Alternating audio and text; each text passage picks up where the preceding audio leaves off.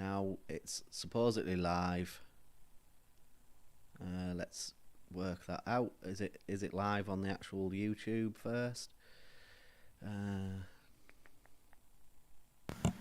Are we live? Should I start saying very inappropriate things? Well, it's on the start screen at the moment, so the audio shouldn't be on. I'm just double checking to make sure it's actually showing on my YouTube. Let me know when it's time to start. Drop the trigger words.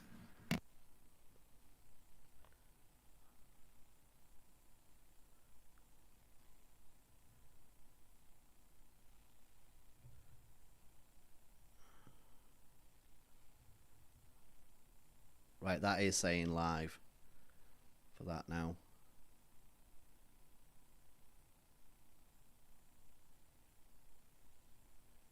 Yeah, that's working. That's going through. Right. That's working. Right. Now if I go through stream, I'll start the intro.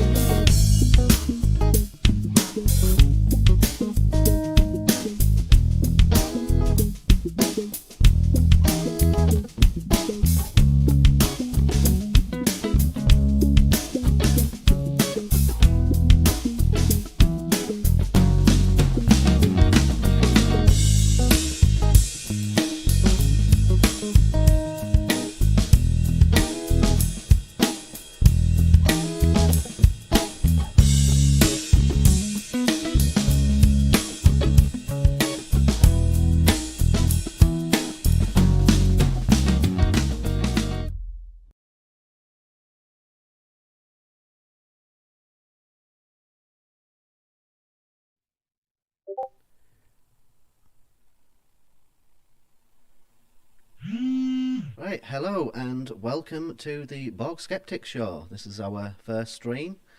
I've got two lovely people here with me today, the co-host, the Fad, our friendly agnostic demon, and Susan Brewer, the guest for tonight.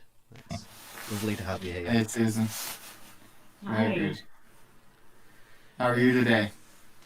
I'm doing well. Are you guys well? Absolutely. It's a little bit cold, surprisingly enough, with everything that's going on behind me, but it's been a little bit chilly here where I'm at, so I was like gonna the say, cold weather. You got the heat kind of turned up there, friend.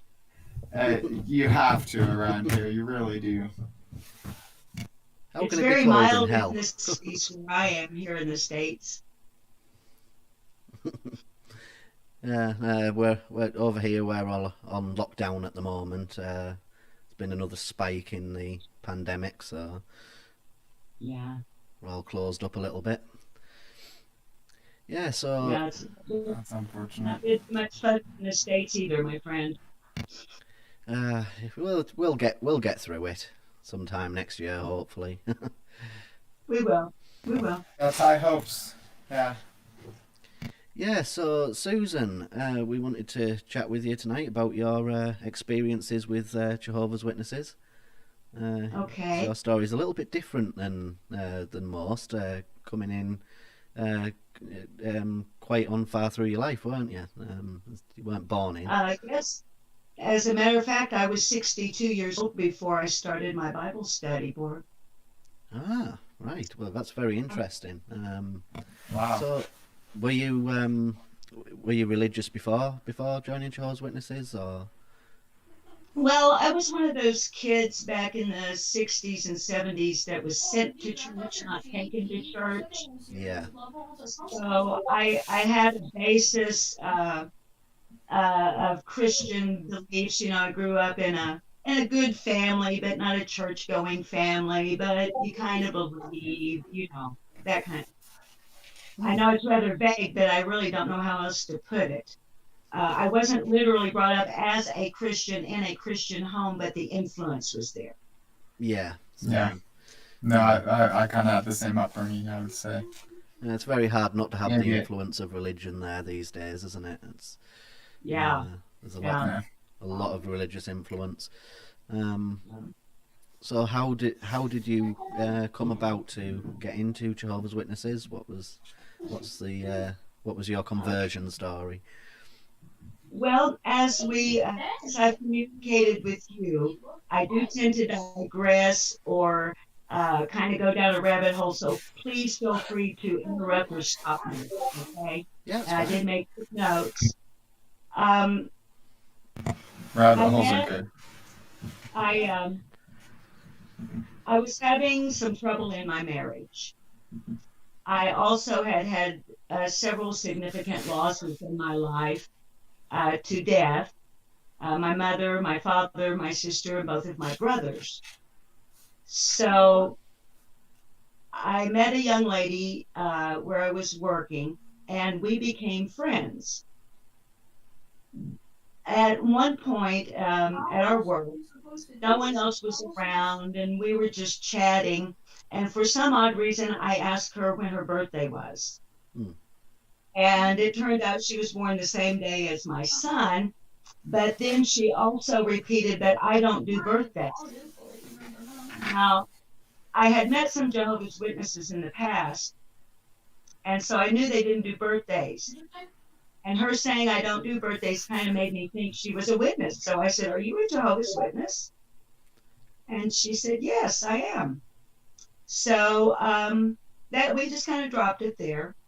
And as time went by, our friendship developed, and she offered me a Bible study. And I took it because she was my friend. And That's where it all began. yeah, and I also I had thrown out a gauntlet, I guess you could say. Hmm. At this point in my life, I actually had become atheist, and so I said to her, "Look, if you could prove to me that the Bible is scientifically correct and historically correct, then I'd be interested in a Bible study. Well, I didn't know that witnesses come armed to answer those questions, and that there are scriptures that are prescribed to be used in those situations in order to convince the right-hearted one that the Bible was truly the Word of God. And Borg, somehow or another, and I studied for 3.5 years before I got baptized, but somehow or another, this slow, I look back on it now and I can see what happened, but at the time you don't realize you're slowly being indoctrinated into the system. Yeah, well, that's what it's all about, isn't it? For Jehovah's Witnesses, it's this wither you down with the indoctrination, and before you know it, you're stuck inside. Yeah, and I would want anyone listening to know that I in no way blame my friend for that. I firmly believe that the majority of the rank and file Jehovah's Witnesses have no idea they are in a cult. Yeah. They don't know what's going on. And her heart was in the right place, love-wise. So she indoctrinated me into a cult without even realizing she was doing it, if that makes any sense. It makes perfect sense. That makes a lot of sense. Yeah. Sense. I think that a lot of us have done that, and a lot of us have actually end up feeling really guilty for it in the long run. Yeah. So people take it, and it can really turn their lives bad if they let it. Yeah, I like what Lloyd Evans says about it, and it's like a clone personality that's put on over the top when you're indoctrinated, and I think that's that's quite an insightful way to look at it. So you don't realise that you are indoctrinating others. You just see it as what you have to do, because that's what the Bible says you need to do. Yeah. Well, of course, you know how it goes. Then they want you to start coming to the meetings. And so I started going to the Sunday morning meeting, doing the Watchtower study and public talk, and getting love bombed out the yin yang, as you know. I mean, everybody's so happy you're there, and they're so glad to see you, and they just make you feel so welcome and warm. And what had really, I'm going to digress here a minute, what had really hooked me was the promise of being reunited with your dead loved ones. Yeah. So I was really tuned into that, and so I'm almost embarrassed to say this, but I wanted it to be the truth so badly that I bought it as the truth because I wanted it to be true. I don't know if that's confirmation bias or. I think it. I believe so. I think it falls under like the sunken cost fallacy. You want something to be true so much, and you put so much into it that you're just going to continue to do it because of what you've already put in and what you want to get out of it. The cost fallacy. Yeah. I mean, as I mentioned, I studied for 3.5 years, and I got baptized because the members of the congregation, they get heavy on you. When are you going to get baptized? What's keeping you from getting baptized? And then the elders start showing up and sharing these scriptures with you about the eunuch or was it Cornelius? And it's like, what's keeping me from getting baptized right now? And so I basically, this is so embarrassing because I'm this 70-year-old woman. I basically got baptized to shut them up. And I had no idea. It worked, huh? I did, because, when you're a student and when you're an unbaptized publisher, you have no idea the ramifications of that verbal contract you're signing at baptism. Yeah, that's a big thing. They don't like to tell you, do they? How how important it is going to be, or how it could mess your life up in the future. Yeah. They don't put it that way, and it's not until it's too late that you. Yeah. No. There's a good comment in the comments at the moment. Skids the Clown says, people feel the need to share their beliefs because they want to have something in common with others. I should be paying attention to the comments too. I feel bad. And when I was a witness, I actually became a dedicated witness. Although I have multiple sclerosis, and that was a factor, and would interfere with the service time and stuff. I was an excellent student. I was one of those that really studied the articles ahead of time and really believed it. And by the time I was indoctrinated, I'm really believing it now. Mm-hmm. And I had my answers highlighted. And I was also one of those, patting myself on the back, that I would get those compliments later that your comments are always so heartfelt because I didn't answer from the paragraph. I would answer what the paragraph meant to me personally and how I could apply it. So I was pretty dedicated other than service. And then the Roderick Watkins thing happened. And that is the congregation I was in. And I don't know how far ahead, Borg, you want to jump in my story. Well, because baptism to Rod Watkins is several years.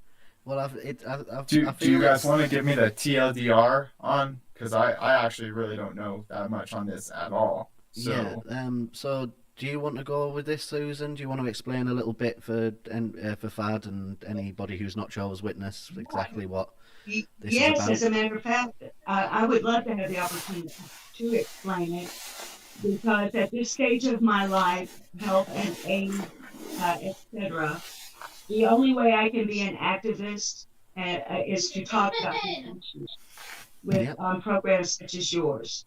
And the child sexual abuse that is running rampant in the Christian congregation of Jehovah's Witness is very, very important to me, that the word get out and people be made aware of this. Now, I had no idea personally that any of this was going on. Let's see, let me start. Fad, I don't mind just saying right out, I'm in the Heber Springs, Arkansas, United States congregation. Several years ago, one of our elders, who held was a prestigious, I suppose you could say, position as an elder, because he was highly respected, very charismatic, had participated in dramas at conventions, actually gave the Sunday afternoon talk the weekend I was baptized. He was arrested for sexually molesting children in our congregation. Yeah, seems like people that are so extra always have something to hide. But yeah. Well, he was also an ex-Bethelite, and it turns out that a decade ago or more, a young man in that congregation, whose grandfather was an elder as well, went to the elders and told them that Roderick Watkins had sexually molested him, and they blew him off. They invoked the two-witness rule. They didn't believe him. He got molested a second time by the same man, Roderick Watkins. And years passed, and in the decade, now he was convicted for molesting 4 children. 6 children testified. 2 of those children, they felt the case was not strong enough to convict him on, but they wanted their testimony. But we find out in the long run, there were upwards of 10 children in this tiny town in Arkansas that he was sexually molesting. He was convicted and was sentenced to 80 years in prison, and is now serving that. His appeal was denied. Now, that's amazing. I attended every moment of that trial. And at the trial, I met a wonderful person named Mark O'Donnell. Oh, Mark O'Donnell, otherwise known as John Redwood. Mark was there as a reporter, and I have a background in television broadcasting and news broadcasting. And I recognized that reporter kind of demeanor. Now, I didn't know that he was an apostate. So we take a break, a lunch break, and I want to talk to this guy. Who are you? Where are you from? Who are you reporting for? So on and so forth. And while we're talking, a ministerial servant walked by and grabbed me by the elbow and sort of jerked on my elbow and said, "You don't be talking to apostates." Well, I'm not the kind of woman that you can really boss around. And it pissed me. Oh, I'm sorry. No, you can swear. It's No, all I right. think It's you fine. totally say that. Yeah. Yes, Yeah, it I would have pissed been me pissed off. too. It pissed me off. It pissed me off. So my house is like 8 city blocks from the courthouse. So I'm going to come home, smoke, have something to eat, Yeah. go back. In the 8 blocks, my phone rang 7 times and my text went off twice from elders and MSs telling me to stay away from that guy. He's an apostate. I mean, to anyone who's Well- not a Jehovah's Witness, that's a little bit of an overreaction, isn't it? Just to talking to somebody. Yeah. Yeah. A weird No, situation. no, don't want to know So- anything for sure. I'm like, what the F is that? What is this? No. I'm not gonna, no, you're not gonna tell me what to do. So when I went back to the courthouse, I invited Mark O'Donnell to come to our home that evening, which he did. And we had coffee. We're both cat rescuers, so we had a lot in common with that. And he started talking to me about the John Cedars channel. He asked me if I'd heard of Candace Conti. No. Had I heard of different ones he named that had been sexually molested within the organization? No, I knew nothing about it all. And I am a survivor of child sexual abuse. So It's that something shit was not going to go down with me. Yeah. So I kept attending. I was really shaken by all of this. I would spend a lot of time in the ladies' room crying at the Kingdom Hall. I was afraid to talk to anybody. After the trial, I went to a midweek meeting. Actually, it was the Thursday night that the trial was going on. And one of the sisters asked me how I was doing. She said, "You look tired." And I said, "Well, I've been at the trial for 2 days." And she said, "Oh, we're not supposed to talk about that." I said, "Well, no, what do you mean we're not?" She said, "We've been told we are not supposed to talk about that." And so that really started sending up some red flags. Was there any Jehovah's Witnesses at the trial? But like, was there anybody Yeah, there supporting was. the victims, or? Yeah, Borg, there were, I mean, it was like half the congregation was there, but none of the elders would show up because they were afraid they would be called to the stand. Ah, So the congregation, as in like you Well, had like- a bunch of people on your side, but the elders, the people that were there were against the child abuse, of course, right? Is what you Yeah. were saying? Yes, there were, I would estimate 60 to 70 of us there, which is about half of my former congregation, and mostly family members. As you guys know, and witnesses, you know, families are like, it's like a tapestry in there. And Oh, so we're- I guess Yeah. that's why I felt the need to distinct between that, because I wasn't sure. I know that whenever you are so tied in, even with something that is, you know, as bad as that, you can, I could see a group of 60 people going in there and being like, you know, defending a child rapist. But it's good to know that it was the other way around, at least. I have heard some of court cases where they have been defending the rapist Yes. in the case, and that can happen. So you are correct there, Fad. That's And Fat, thank you for bringing out that point. I had forgotten. I've heard of some other cases where the witnesses show up on behalf of the defendant. No, there was nobody sitting on Roderick Watkins' side except his wife and her sister. And the other side of the courtroom, you couldn't find a seat for the Jehovah's Witnesses. Yeah, well, that's good to know that the you know, in this particular case, that they were on the correct side, because what that guy did was just, there isn't really words for what he did. That's just awful. So that's definitely messed up. I can't believe I didn't know anything about any of that. But then again, ignorance is bliss, right? Well, this is something that Jehovah's Witnesses have been investigated for more and more. As each year goes on, there's more and more cases of this coming forward, and it's all basically around this two witness rule, where so for anyone who's listening and don't know about the two witness rule, within Jehovah's Witnesses, they use a scripture where it says that for anyone to be accused of something, there has to be the accuser and a witness to the accusation. And they're using that in the case of child sex abuse, which obviously is a problem when the majority of child abusers are not going to have a witness round to watch them commit these crimes. So then it's just the word of a child against them. Yeah, absolutely. If you have a witness, it's another participant. Yeah, exactly. So the only times that it gets put through is when it's like there's two victims. So that's the only time that it sort of works, when there's two victims willing to come forward. But I can't be exactly.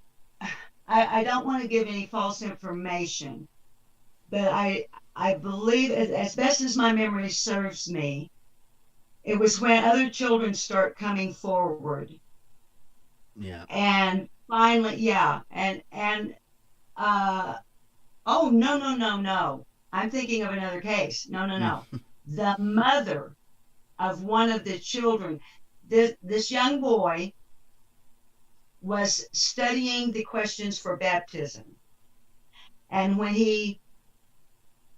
his mother was going over them with him, and his mother got to the question about, it's the one about that if someone's doing something wrong in the congregation, that you're supposed to tell on them. You're supposed to be a tattletale. Yeah. And he kind of freaked out and started crying. So she began questioning him as to what the issue was at hand. And he finally broke down and told her that Roderick Watkins was molesting him, or had molested him, and he didn't know whether he should tell or not. She called the police. Her husband was an elder. He got reproved and removed as an elder. So she was taking a big risk there and doing the right thing. Yeah. She was the kind of mom that she was going to take care of her child, and she didn't really give a damn what the elder said. And that's the only way that you should go about it, isn't it? If you hear about your child or someone else's child being sexually abused, you don't wait on. You don't go and ask permission to go and speak to the police. You just go straight to the police. Take care of it. Yeah, and you may be able to explain this better than I, but isn't the sequence of events like they're told, first you go to the elders, then the elders call the legal department at the branch, right? Exactly. Yeah.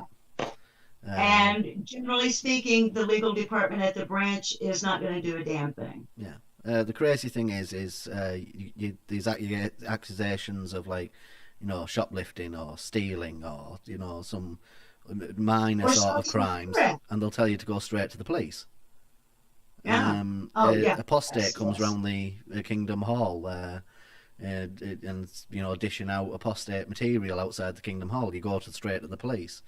But someone in your congregation is sexually abused by one of the elders or the ministerial servants, you go to the legal department, which that's the wrong way around. And definitely, I mean, surely you go to the police with something like that.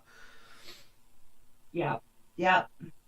So, and that really made me mad too, because her husband, the elder, was my favorite elder. He was like a really cool young guy, open-minded, very loving and thoughtful, just a really swell guy.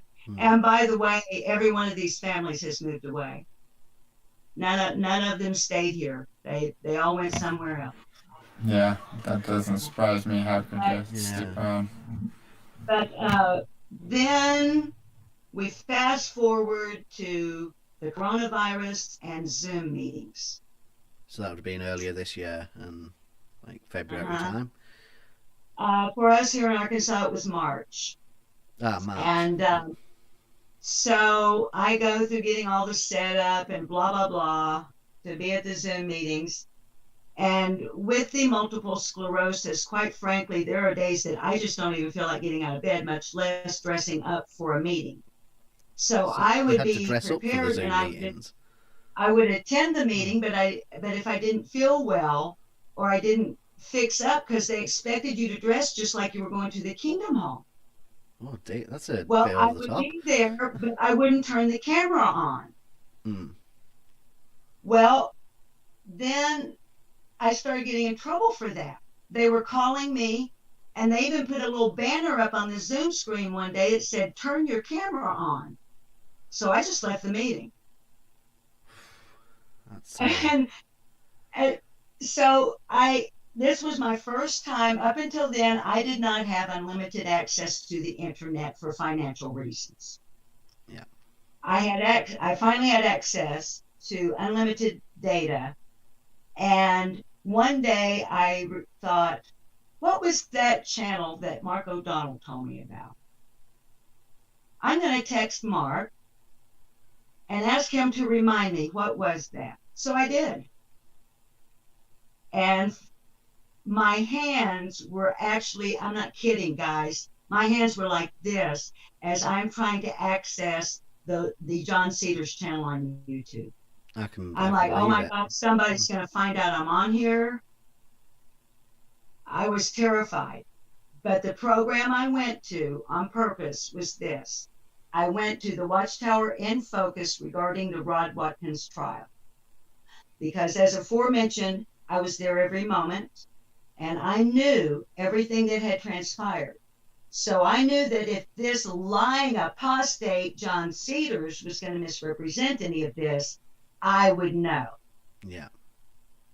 Okay? And it was also going to be my proving grounds. Is Mark O'Donnell who he represents himself to be? Is he respectable, and can I trust him? Not one word in that WTIF was inaccurate. The report was absolutely dead on. Lloyd's handling of it was very professional, respectful, and honored the children, not the organ, So I knew in that moment that what they were telling me about apostates being liars was a lie. Yeah. He does a very good job, does Lloyd.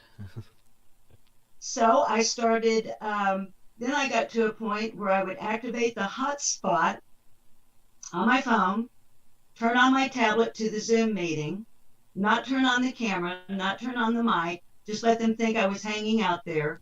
And on my phone, I would be watching and marathoning the John Cedars channel. Yeah. And everything he said was dead on.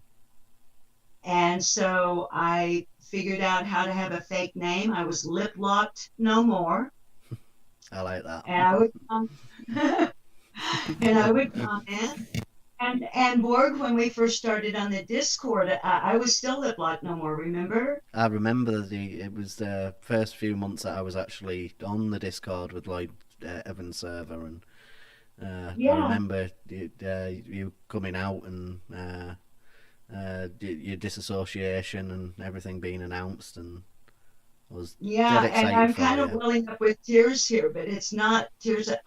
That made me so happy that day that I could come on Discord and say, my name is Susan Brewer. I was a member of the Heber Springs, Arkansas congregation. I'm no longer lip-locked no more because I am lip-locked no more. Yeah. Yeah, and I can't even. It's like getting your life I've, back, isn't it? It's. I've definitely had to come out to family as being, a non-believer, but something where such a close-knit community, and not only a close-knit community, but what ends up turning to be an authoritarian community as you try to leave. That's just I can't even begin to comprehend going through something like that. So that's quite the feat. Well, and Fad, now in my disassociation, I did have it better than many, especially born-ins, because I had no family in. My husband studied for a couple of years. He saw through the bullshit and didn't want anything to do with it. But he also respects my right to make my own choices and does not interfere with that. So he respected that I wanted to do this Jehovah's Witness thing and even supported me in my endeavors. Would you say that after was? all this, sorry. after months and months of research, and I mean March, April, May, June, it was, well, I say months and months like it was forever. 4 months of solid day in and day out research on the organization. I finally did the BITE model. And on that morning, my husband, it was a Sunday morning, I remember because that's the day he sits in his easy chair and reads his newspaper. And I had been sharing some of my research with him, and he was somewhat interested, but it wasn't really his issue. I took the BITE model, and I absolutely, Borg, I erupted into tears. I was dumbfounded. I walked into my living room just sobbing, and I looked at my darling husband and I said, "Oh my God, I'm in a fucking cult." And he looked up over his paper and he said, "Yes, sweetheart, I know that." Now what are we going to do? And you had a very good man on your side. Yeah. I made my decision just like I was like, I am out of there. Yeah. I wrote my letter of disassociation, and because Borg, how they'll announce it at the next meeting that Susan Brewer is no longer one of Jehovah's Witnesses. That's all they say, Fad. You don't know why. You have no idea why.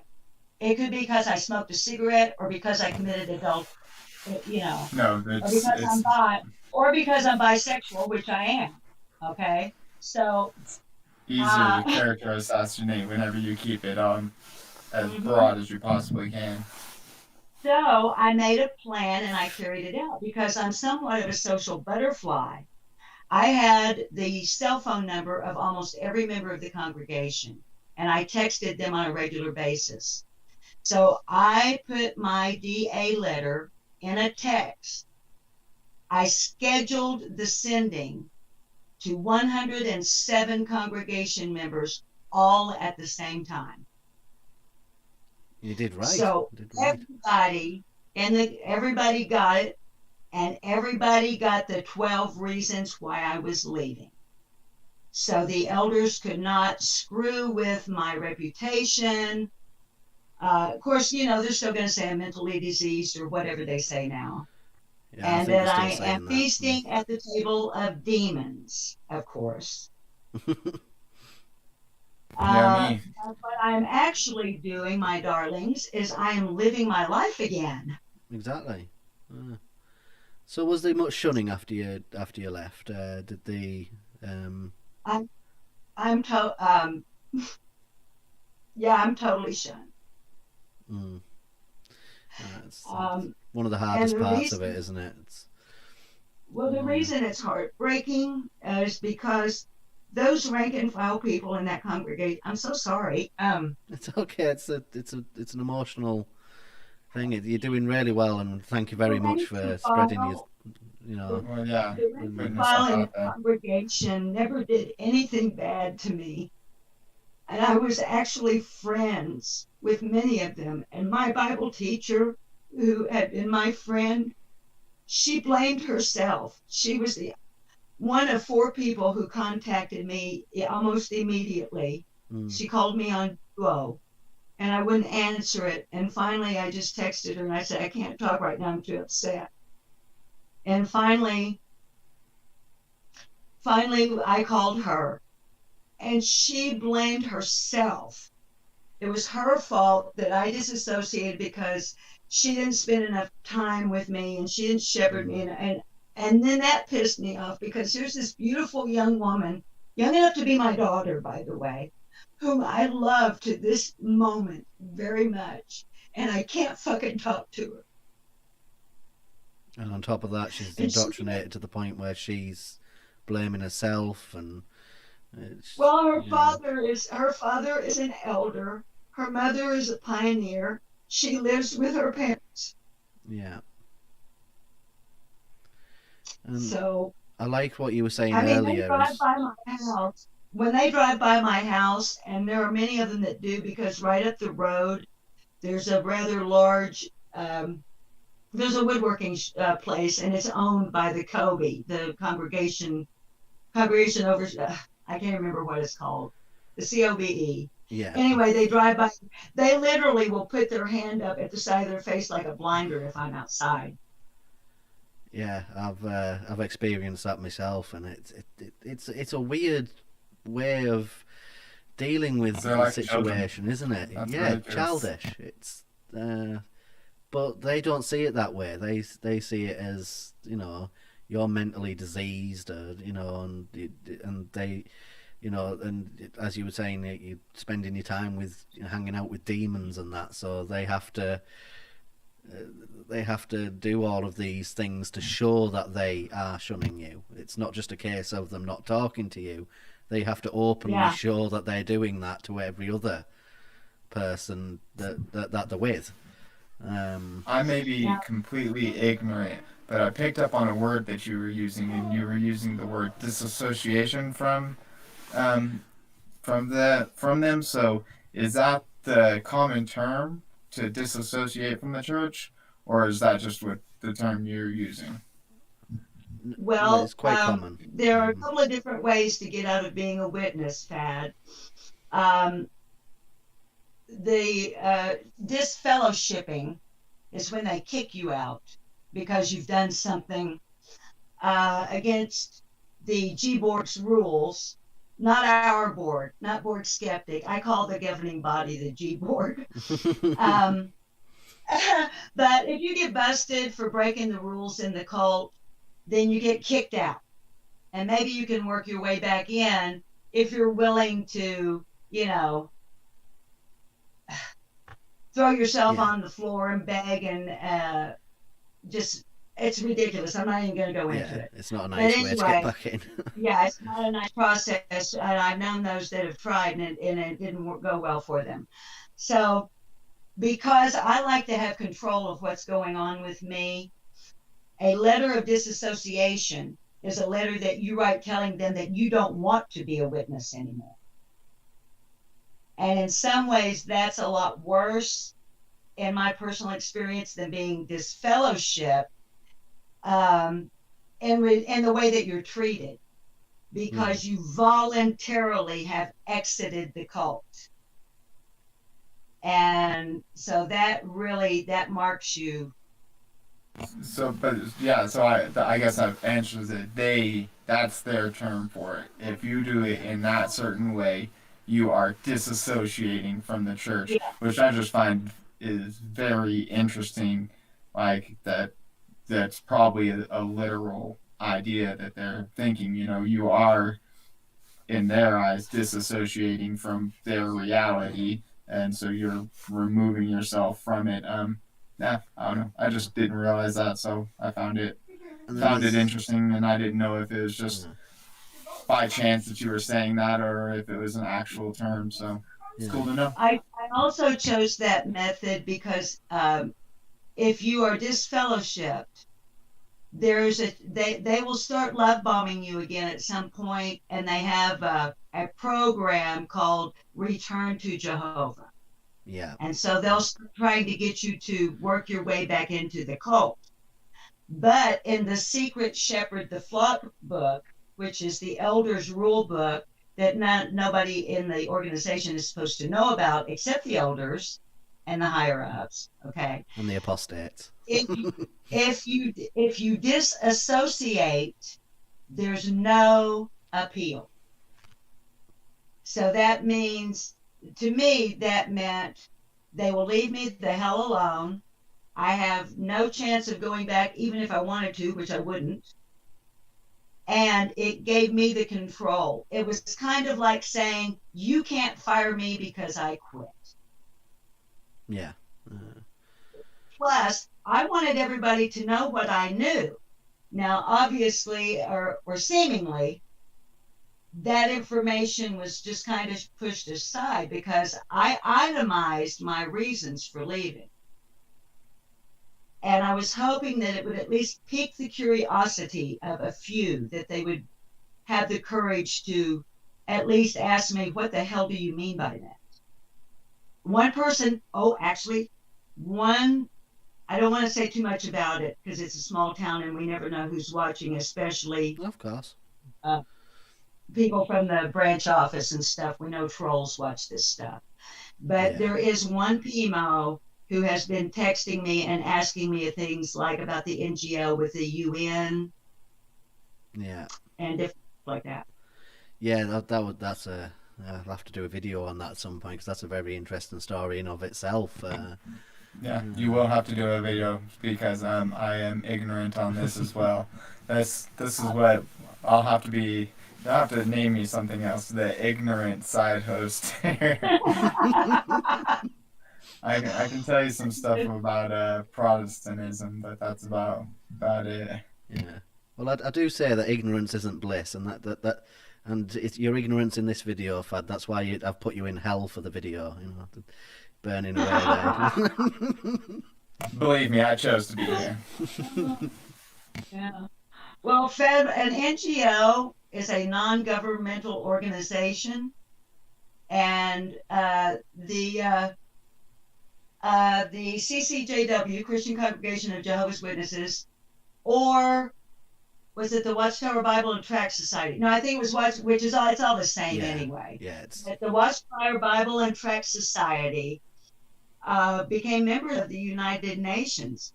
Oh, witnesses hate the United Nations. This is like Borg. Yeah, you got to do a whole show on this. Yeah, it's a long story. As I understand it, in Europe, they still are. Yes. So what they've done now is officially they have signed off of the NGO thing, but they've signed up through the European Commission, through an organisation which is on the NGO for the UN. So they've just put another level between them and the UN, but they still get to attend all the parties and all of that. So and go to the library, which is why they joined, right? Well, that's what they say. Library card. They said to go to a library that I can go to that library. Yeah, exactly. You don't have to be a member of the UN to use their library. And you can also you can go to any of the repositories, the repository libraries, and you can have that ordered and sent to you, the information that they said that they joined to get. So yeah, but it's it's just another one of their lies. Yeah. And as I don't know how far we can go on your show because I don't want to get any of us in trouble, but I'm telling you, when I look back over my shoulder at the research I've done, this cult is based on nothing but lies.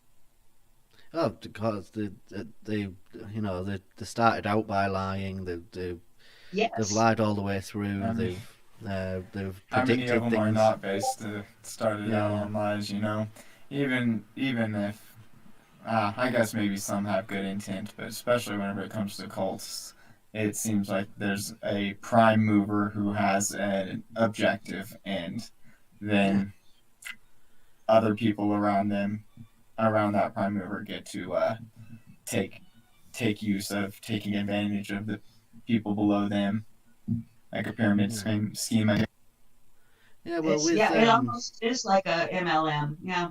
With cults, it's very much like what you were mentioning before, Susan, which is the bite model.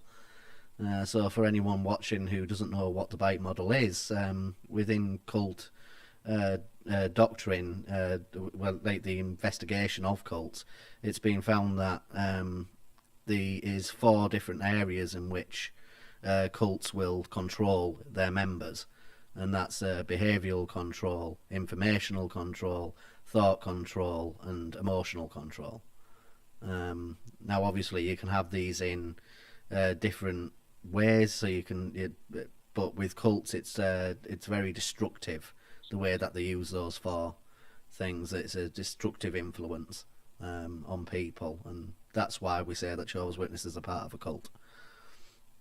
Yeah, Fed, when you become a witness, you're literally expected to put on what is called the new personality. Yeah, well, I wasn't planning on it, but I guess I'll have to get a new personality for when I do become one. Yeah. Yeah, I mean, it's interesting that they even call it that, the new personality. It's in a way, it's sort of like, no, it's sort of as if the governing body and the leadership know that it's a cult. And you know, it's something I've wondered before is, do they actually know it is? Because some of the terminology they use, you'd sort of think that you'd have to be an idiot not to see it with the language there. Well, I've heard different lines of thought on this on different XJW channels. I watch a lot of them. There are some who believe that they truly believe what they teach. There are others who think maybe some of them do, some of them don't. I'm one of these who believes, I can't prove, but I fully believe that they know exactly what they're doing. I would argue for that as well. I think they know their cult leaders. Yeah. And I think that when they put out the Watchtower study that said that if you get direction from the governing body and from the elders of your congregation to do something, even if it is not practical from a human standpoint, that I was supposed to grab my go bag on their command and take off and leave my husband, an unbeliever. I fully believe that there may be a time when the Kool-Aid comes around. Can you explain the go bag thing? 'Cause that's something that wasn't. Or that the governing body will disappear, having been raptured off to heaven, and then maybe just on a Caribbean island somewhere. Yeah, I'm sorry to be so harsh. I'm really not a harsh person, and I don't like speaking harshly. But those are my true feelings. Now, that's about the governing body, not Jehovah's Witnesses. Oh, of course. And I completely agree. I think that, you know, the governing body... Well, when you think about the governing body and how they became governing body members, they had to go through the Bethel, through the service department to get there. They had to know about all of the worst atrocities that Jehovah's Witnesses had committed around the world.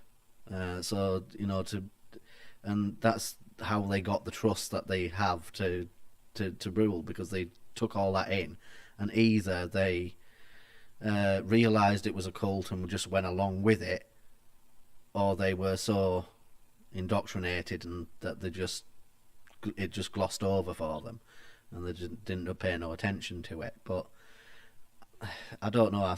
I would definitely be with you and say, try to argue for they know what it is. You know, if anyone in the organisation will know that it's a cult, it would be the governing body. Well, and just we've already gone across 2 different instances where their terminology, the specific terminology they use, is like literal. It's not a figurative thing. So yeah, they do know what they're doing, and I mean, they are lying in ways, but sometimes the best lie is to put it right out in front of somebody. You know, put it right in front of their face, and they'll never see it. So that's basically how I see what they're doing. Yeah, it's an interesting discussion. And there's many different angles you could look at it from. You were born, may I ask, you were born in, right? I was born in, yes. Okay. By the time I came in, while you were growing up and you were in, you never saw the governing body, did you? No, they were a group. They were this mysterious hidden group that you knew were there, and they didn't even have as much power as they have today. We still believe that the anointed were the ones directing the organisation. What would be your opinion in regards to if having JW Broadcasting and putting them on there was such a great idea? You know what I'm saying? Because now you see them just as human beings. They're just regular guys. Yeah. So there's like two angles I think of on that side. So as I said, like they didn't have as much power back then when I was growing up as they do today.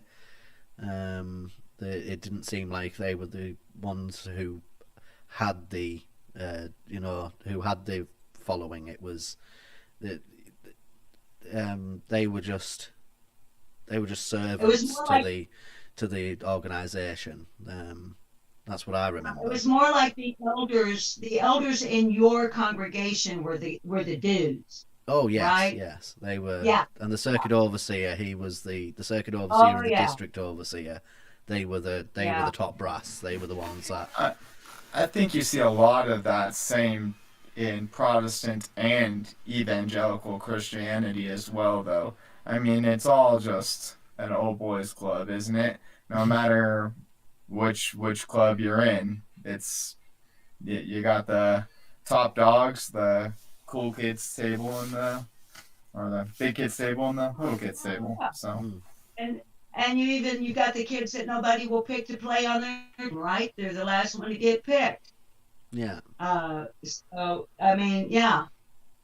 But anywho, I'm really glad to be out of it. I can tell you that. I don't know how much more you want about any negative. I made notes here, and I don't know how long you want to go. I see we're coming up on an hour, but yeah, I it's just. Are you serious? We've been talking an hour already. Nearly, yeah. Yeah. I can go over time if you've got some points that you want to get off your chest. Well, and actually, you guys have been letting me talk for an hour. Yeah, I'm constantly talking over you. No, it was just, I had just made notes about some of the things that really took me from being dumbfounded to being extremely angry. I was angry at myself before I was angry at the organization because I felt like a dumbass that I had bought into this. But then I got angry at them for doing it to me. So I've been through. There's this huge, and I guess what I'm trying to talk to people who are maybe in the position I used to be. If you're PMO, if you don't, that's physically and mentally out, or just if you're having some doubts or anything, there are just so many things you don't know about the organization. And some of them were like we've mentioned, the NGO with the United Nations, the child sexual abuse, the Australian Royal Commission, that was a really big one. Yeah. This one really blew me away. The letter that Rutherford wrote to Hitler. That one, I didn't find out about that until after I've left for numerous years, but that would have been one that I could imagine any witness finding out about would, because they even banned a book that that letter was in, wasn't it? And it was their own publication, and they made it apostate material. And literature. Gotta love it, huh? That book is so rare that just in the last 4 days on eBay here in the States, the 1934 yearbook that letter appears in sold for over $1,000 on eBay. Cool. Damn. Yeah. That's crazy. Do you want to explain?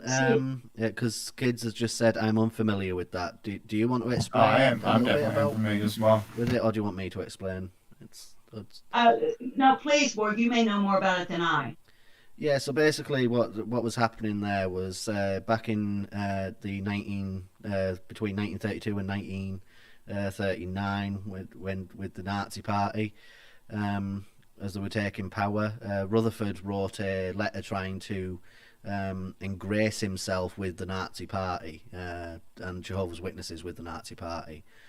So he wrote a letter talking about how he was also against the Jews and how the Nazis, what their ideas that they have about the Jews were all correct, and it matched up with what the beliefs in the Bible were. Trying to get himself. I don't know why he did it. You might know a little bit about that. It seems like a horrible version of high tide raises all ships. He was just trying to collapse onto the bigger evil, and Yeah. I just can't fathom it. Now, of course, Hitler completely rejected him. Oh yeah, it's backfired. The entire plan backfired. No, it backfired on him. Yeah. And how many Jehovah's Witnesses were, hey, Borg, maybe that's, I just heard her saying how many witnesses were persecuted because of that. Well, there was maybe that's why 30,000 or something, wasn't it? Were because locked up for it. And those witnesses who were persecuted, and oh my goodness, I don't even want, that is a rabbit hole I don't think I even want to think about. There's an argument that I've seen.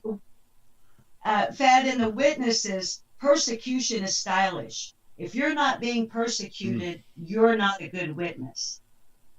So, like the brothers in Russia that have been imprisoned and tortured and beaten, that's a badge of honor if you're a Jehovah's Witness. Yeah, well, you can see in their videos that they produce online about it. They are like sort of saying, oh, it's bad and it's terrible and everything, but there's also that side of it where it feels like they are boasting a little bit that they're being persecuted. Yeah, it's so. I mean, even in my little victim complex. Even in my little town here in Arkansas, when you're out in service, if you get somebody at the door that's kind of rude to you, and you get back with the service group in the car, they're like, oh yeah, we expect that kind of treatment. We're Jehovah's Witnesses. Of course we're going to be persecuted and people are going to be rude to us. Hey! It's bizarre. So. Yeah, Skids makes a good point there in the chat. Well, at the time, not many people outside of Germany knew what was happening there. I don't think anyone could have guessed what the result of the letter would be. Well, I just don't see that the Nazis assimilating with Jehovah's Witness could come of anything good. So. Yeah. Yeah. It completely backfired on them. The entire Rutherford era is extremely bizarre to me. Yeah. But there's an argument as well that is, would Hitler have did he know about Jehovah's Witnesses? They weren't really that big within Germany at the time, so would he have even bothered with Jehovah's Witnesses if the letter hadn't been sent? That's and I can't. Who knows Rutherford's motivation? But it just seems really weird. It's almost like he did it just to get them persecuted. Yeah, that's an interesting idea, definitely. And of course, there's no way we can substantiate it. No, there isn't. Just, all press is good press, even bad press, huh? Yeah, especially if you've got a persecution complex, and that's one of the ways that you're saying that the more you get persecuted, the more it's the truth. Exactly. And Fad, you're a father, right? You said you're a dad? Yes, ma'am, I am. If one of your children became ill to the point that a blood transfusion would save their life, would you give them a blood transfusion? I don't want to be the real part, but what would be your position on that, may I ask? Well, I mean, I wouldn't personally mind giving them my blood. I think that it would come down a lot to how they felt about it.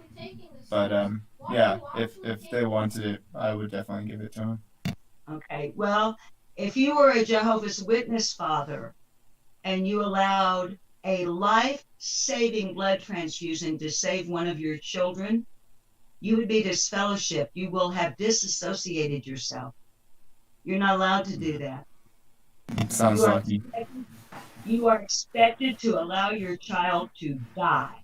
See, I almost wish that Protestantism, because seems more like evangelical. I almost wish Protestants were so willing to just push you out the door, you know, because it seems like you guys had such strict rules, and it's like, you don't follow these rules, well, you're shunned, out of here. And yeah, Protestants do have strict rules, but they're also like, well, they want you to keep coming in and putting your 10% into the tithing bowl. So Yeah. that's what it's more about in the long run for them, is the money to make their churches bigger. So. Well, if everyone could just, if witnesses could just realize they're members of a publishing company. Yeah. It's not a religion. It is a publishing company that uses religion as a front in order to gain tax breaks and advantages. Yeah. I mean, you're even called a publisher. Why are you called a publisher? Because you're going out pushing magazines. Yeah.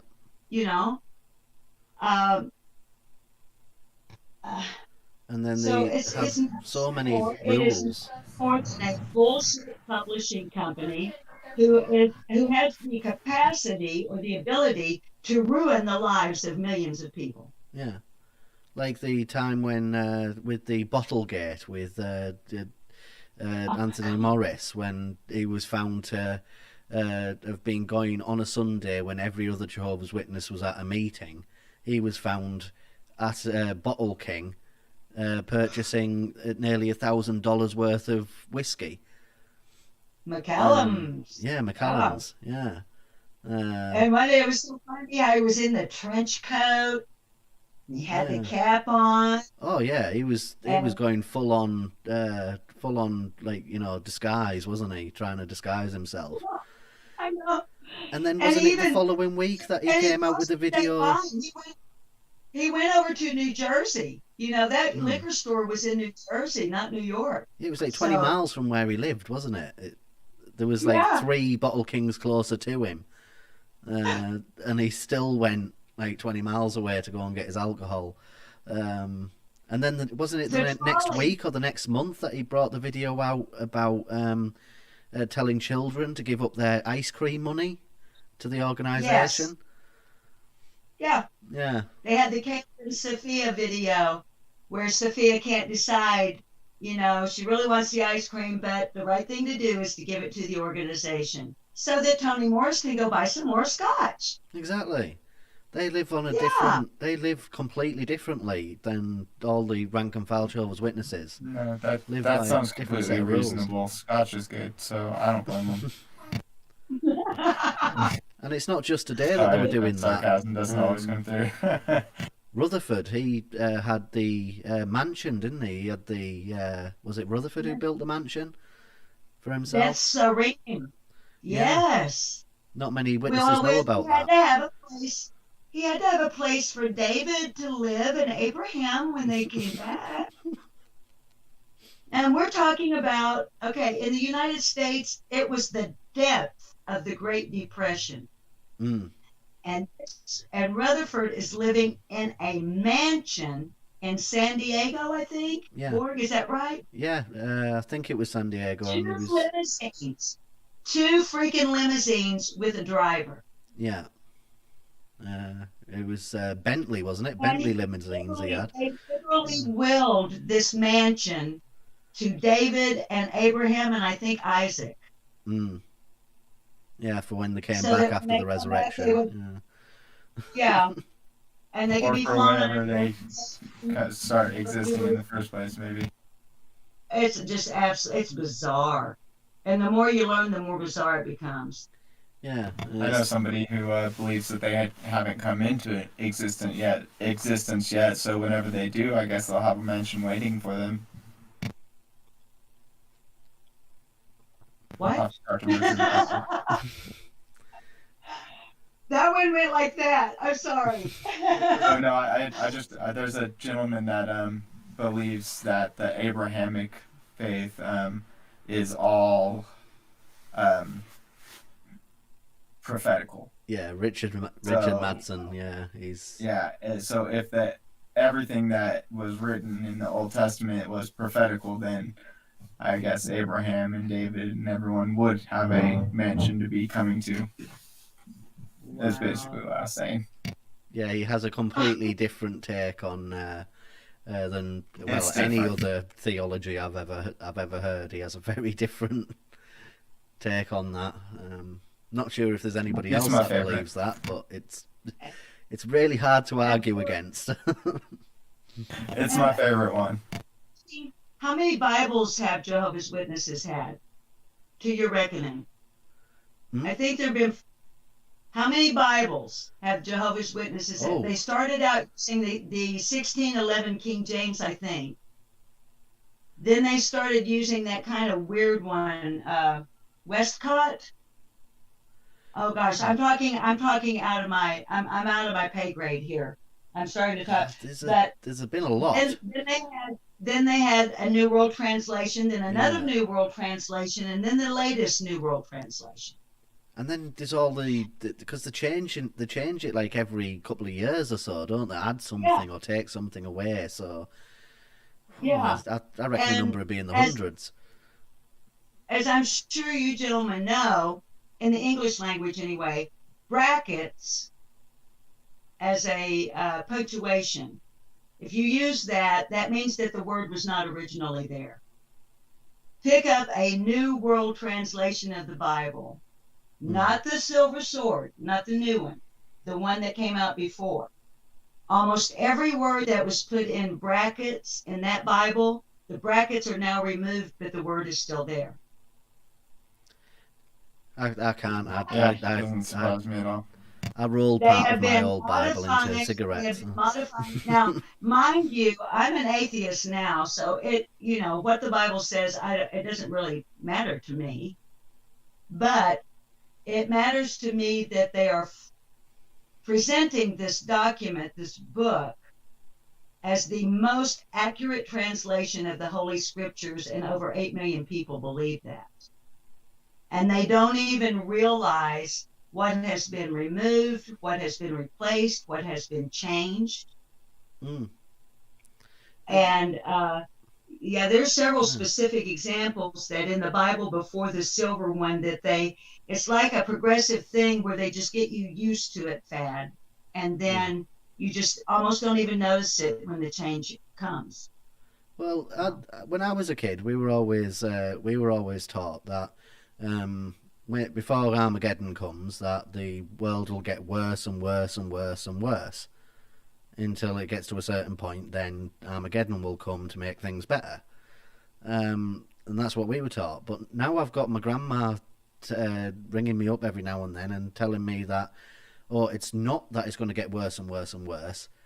It's when the UN announce peace, worldwide peace, that's when Armageddon will come, which is completely different to what I was brought up believing. Gotta love when I how was younger. centralized the belief is. It's when the UN, whenever it happens in this place in the world, who cares what's happening in any particular place in the world, and why is that going to be the catalyst for a freaking Armageddon? That just So you'd have basically to- now they're saying, that when there's world peace, that's when God's going to come along and commit worldwide genocide of 8 billion people. What sense does that make? Yeah, and everyone watching, we of course would want them to know that if you're not a Jehovah's Witness, you're going to get hit by a giant fireball at Armageddon. That's what they teach. I mean, I'm okay with that. You're going to be destroyed.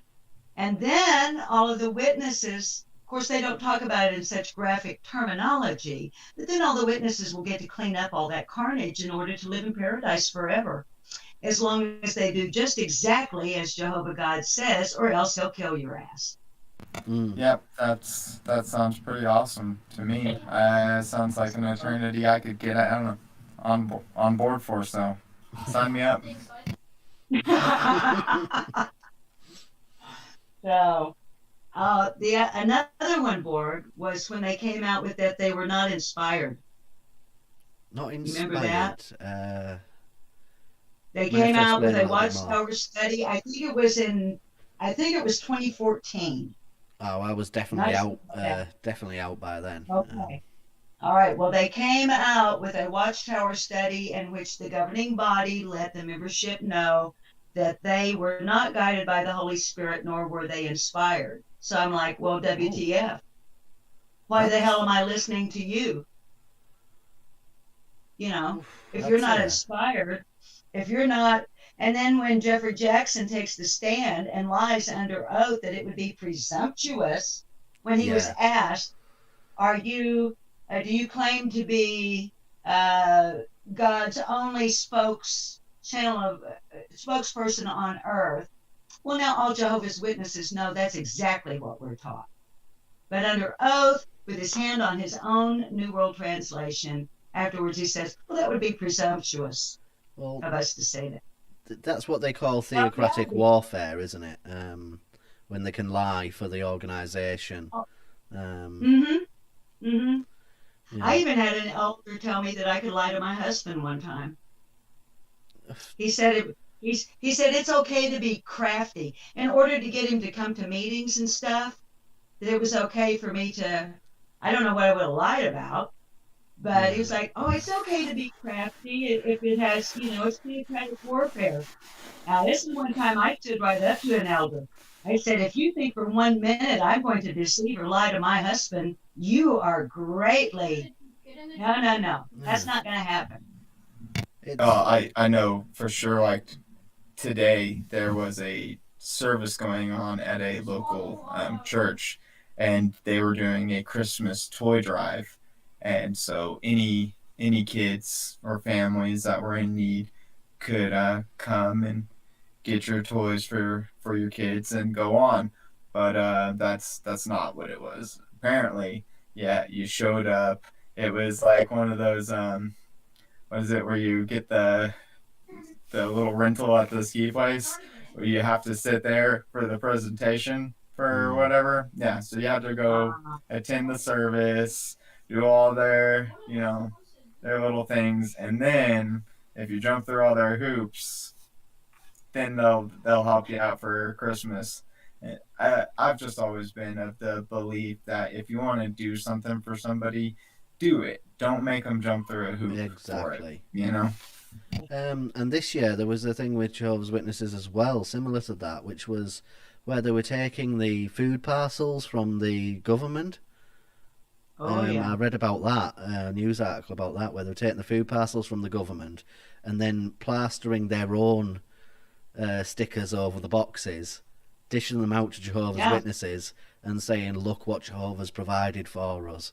And then putting scriptures, like pages from the Bible, inside the boxes to show how it was all inspired by Jehovah, when it was actually the federal service that had been providing it all. It was. I believe that they called it. The program was Farmers to Families. Yeah, something like that. Yeah. And there were actually scuttlebutt. There were actually several stories of some people would get a box that would have just a couple of carrots and some potatoes and an onion and maybe a not so good head of cabbage. And someone else would get a box with beautiful fresh produce and pastas and protein sources, including meat. Like the elders and the elders' wives. It's amazing how that happens, huh? Yeah, it's amazing how some of the boxes just weren't, really balanced. There were also witnesses in my town one specifically who said, we really don't, and they're well-to-do. And they said, we don't need it. Please give it to someone else. And they made them take it.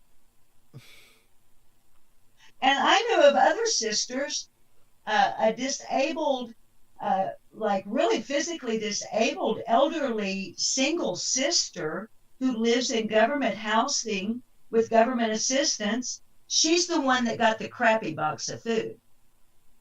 When it was the government's idea that people like her would be the whole reason the scheme was there was for people like her. For her, exactly. And that's so underhanded and just terrible. I mean, surely there's like lawsuits in there to be had against what they did there. There's no freaking end to it. There's just no end to it. We could talk for days on end about this cult, this organization, and how awful they are. And how, they want to talk about that one of the signs of the last days is no natural affection. I saw less natural affection inside the cult than I experienced before and now that I have come back out. The people in the world are good people. I mean, I'm talking to adults here. We all know there are assholes and criminals and whatever. But we've only got 8 billion people. At least one of those things, if not two. For the most part, people are good. And I find that the people who aren't witnessing, the ones who have natural affection, how can you call it natural affection if your children are being disfellowshipped and, okay, I just won't talk to them until it's so nonchalant. It's such a flippant. I have 3 sons. I cannot imagine not talking to my children. Yeah. And they were brought up even with the idea that I would love them no matter what they did. I might not love what they did, but I would love them. And I would never shut them. You just don't shut your kids out. And some of these people, it's like putting your socks on in the morning. Oh, well, he shouldn't have done what he did. Yeah. Well, when I was a Protestant, if you screwed up and maybe they thought your faith was being shaken, or even if you left the organization or your church or whatever you call it, someone would lovingly come and encourage you. Yeah.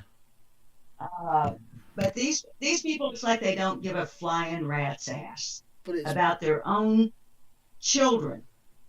Yeah, it's a little bit, and it goes one step further than that as well. When you watch some of the videos that are produced, some of the dramas and that Jehovah's Witnesses produce, and some of the interviews that they give, asking parents and things like that about this, who are in this situation, and it's not just the flippant attitude of, oh, we're doing this out of love, we don't care about it. It's, oh, feel sorry for us. Look how bad we are. Look how much it hurts us to be that we can't, that we're not speaking to our children. And I just find that it's just awful. I mean, especially as someone who is shunned by my family and that, just to think that that's how they're not only shunning me, they're not only having nothing to do with me and being very flippant about it, they're also using that to get sympathy off of everybody else who's around them, so everyone feels sorry for them instead of feeling sorry for me, and I'm the one going through the hardship. I'm glad you brought that up, because it makes me remember that in this congregation, when parents would have children disfellowship, if they discussed it at all, it was very sort of lighthearted, sort of an oh well kind of an attitude. But those in the congregation would like, oh, poor so-and-so, are you okay? I'm so sorry what happened with your so-and-so. Maybe he'll come back. Geez. And like the video you're talking, the Sonia Erickson video, is that the one you're talking about? where she was like disfellowship for 15 years. Yeah, there's been a couple of them. Okay. I think that's one of them. Yeah. Yeah, and mom is standing at the sink doing dishes, and dad's over here reading the Watchtower, Oh and her yeah. cell phone rings. Yeah, and Fad, in this video, the mom's cell phone rings. She turns it over and she sees that it's her daughter calling, and she kind of looks over at the husband. I don't know how many people noticed that, but she kind of looks over at him. Then she lays the phone back down and she ghosts the girl. Now, if your kid is calling you, why are they calling you? Are they in a car accident? Have they just been mugged? Has she just been raped? Yeah. You have no idea what just happened to your kid and why they're calling you. And you won't even answer the damn phone. And this is in a video to encourage parents to treat their children in this manner. Yeah. And, And then to view yourself as the victim in the situation. Sorry, go ahead. Yeah, sorry. And then to view yourself as the victim on in that situation as well. On top of that, is it's just so weird to normality. Indoctrination at its best. It's heartbreaking. There are children on antidepressants in this cult. Yeah. I have my own personal beliefs, and just because I have my own personal beliefs doesn't mean like my wife and I have different beliefs. She is a deist, and she's actually believes in the Abrahamic religions, whereas I don't. But I definitely want my children to be skeptics. I may not be able to go much further than that, but I don't want to indoctrinate them into anything. That's my big thing, is indoctrination until they are old enough to figure it out for themselves and make those decisions. I don't think children should be put into those sorts of situations. Yeah, of course. I could be wrong. And that's the best way to do it, isn't it? Because skepticism isn't making any positive claims. It's the null position. It's, the position where it leaves you open to make your own decision over what it is you believe based on the evidence that's presented to you and what convinces you. And so yes. It's the best position to bring kids up in my opinion. And I've made videos on child indoctrination, and I do want to cover it in future live streams on this show as well, which is in a sense child indoctrination is in a sense it's abuse against children when you're heavily indoctrinating a child into having to do things a certain way, especially when there's severe consequences involved if they don't follow what the indoctrination says. Yeah. Well, as I understand it, of the 8 governing body members, only one of them is a parent. So there are 7. It says a lot, doesn't it? There are 7 childless, fat old men up in New York State telling 8.5 million people worldwide how to raise their children. Now, they probably are. Sure, I don't have to tell you. Until you're a parent, you don't know what parenting is. You may have an intellectual grasp of it, but a practical application of parenting is way different. Would you agree? Oh, absolutely, 100%. I had no idea what I was getting myself into. It's it's simultaneously the best and worst thing that can happen to you. The most exciting and most terrifying. Like it's everything all balled into one.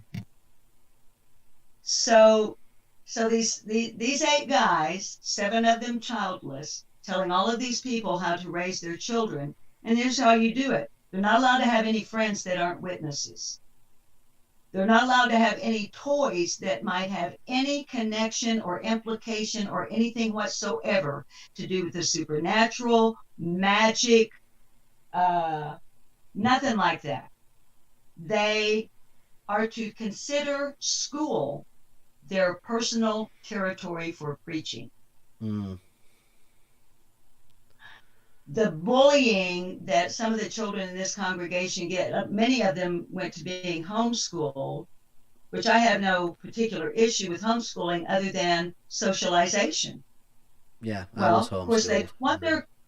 they don't want their kids socializing with worldly kids. So, and they're never taught to develop any critical thinking skills that I have been able to discern. No. You believe what you're told from the moment you're born. This is what you do. And it's not only what you do, it's who you are. So I'm kind of speaking out of her. Who are you? But and Tony Morris even does a talk where he says that if they're 16 and they want their driver's license and they haven't yet been baptized, you think you're old enough to drive, but you're not old enough to get baptized? No, I think we'll just hold off on you getting your driver's license. It's a fucking bribe. I mean, it's crazy. Yeah, definitely. But they tell their children, it's so contradictory. They tell their children, make the truth your own. This has to be in your heart. You've got The to more I make it your talk about own. it, the madder I get. You've got to make it your own, but you're not allowed to ask any questions about it. You've just got to. Oh, hell no. Don't you dare ask any questions. And you definitely don't challenge anything. Exactly. Hey, asking Then questions. then you're gonna get called to the back room. Then you're gonna get what's called a marking talk. Oh, And although they that's won't awful. name you, everybody knows who they're talking about. That means she's a bad association, so you don't get invited to anything social. Yeah. You're it's like pre-shunning.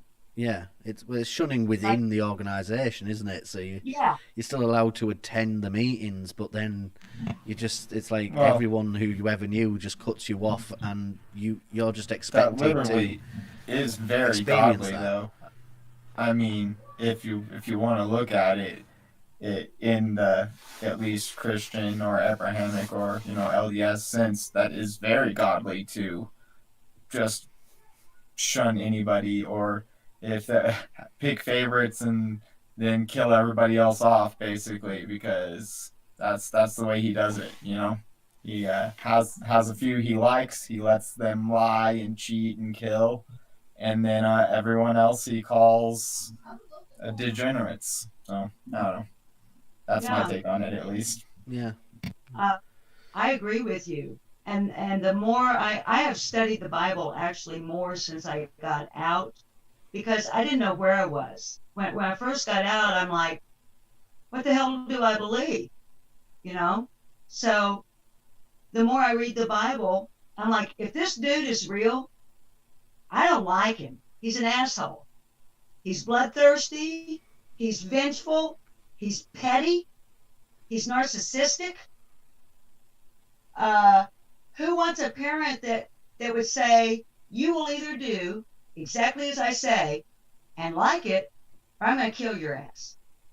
Yeah, I got an exist right here. If it does exist, I want nothing to do with it. Yeah, exactly. Or that's my here, position take as your well. son up here, and that's the best part. It's like he loves. If you're part of the cool kids club, just like we've been talking about all night, and that's why it really is. We say that all this stuff is so out there, but no, it's coming from the book. This is to be godly. It really, really is. And I think that it's misrepresented in media and in just people that haven't been around it. They don't understand that side of it. But yeah, every religion does it. It's just in different degrees depending on the religion. How far they take those verses. Well, in my struggle and my journey to find out what I am, because a lot of people need labels. And so I described myself to someone one day a few weeks ago. As a matter of fact, it was a clerk in a convenience store, young man, and he said, Miss Susan, you're a humanist. I didn't know that was what I am. Hmm. And then he described what he defined humanist. And I was like, yeah, that is what I am. You know, I not only love people, but I want and choose to take action to do something, not just Yeah. talk about it. And that's what humanism's all about. It's about caring for human race, not looking at the differences between each human, and focusing on the differences. It's focusing on the similarities and helping your common man out, Yeah. and just trying to make the Yeah, human race a better a better place to live. Are you guys familiar with Seth Andrews? Yes, he's brilliant. I love Seth I Andrews. love No, him. I am Okay. not. Okay. He has his channel is called The Thinking Atheist. And just this last week, he did the most marvelous thing. And to me, this is what Christians are supposed to do, but don't. He learned of someone in need and he took action. Yeah. He came on his show. He said, here's what's going on with this couple. Here's what they need. No prayers. We're not gonna put you in our prayers, and our thoughts are with you. No, we're gonna do something. And they did. And today he comes on and he shares with us, here's how it went. And it was beautiful. It was beautiful. And it was what Christians, so-called Christians, should actually be doing, but they don't. So, Right, so we're coming up onto hopefully like quite a lot over time, but I've yeah. really enjoyed this conversation tonight. It's been absolutely amazing having you on and having this conversation. It's been brilliant. Is the message that you would like to a final message to give to those who are maybe still looking to get out of Jehovah's Witnesses, those who are maybe having doubts? Yeah.